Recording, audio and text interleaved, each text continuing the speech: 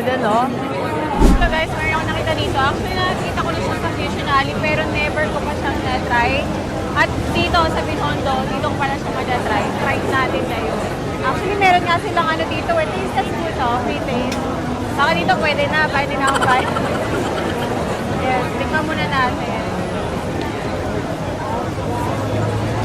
Pwede ah. I-order na tayo.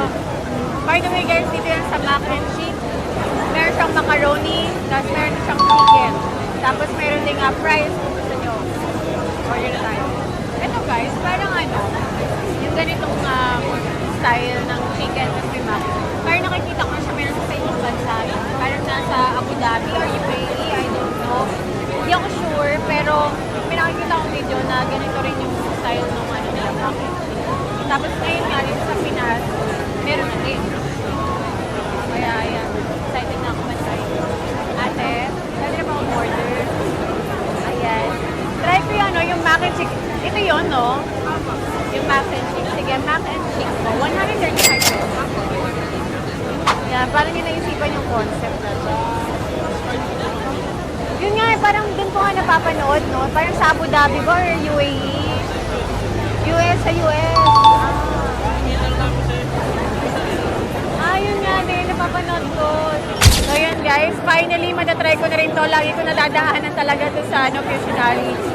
Pero dito sa Binondo, meron na. Kaya dito ko na siya matatry.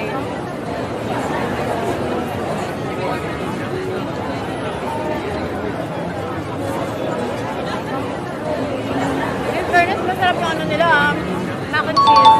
Kasi ako talaga hindi ako mahilig sa mac and cheese. Kasi parang cheese lang naman na mitamis. Pero ito hindi. Parang ito yung lasa niya. Or baka nag-iba siya nung nahaluan na siya ng chicken. Mas nag-enjoy akong kainin.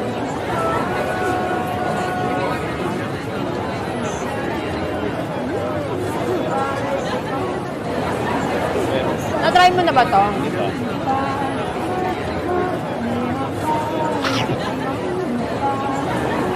Pwede, no?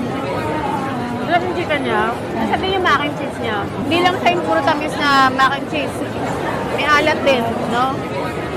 Okay to? Sarap, okay pa nga. Sige.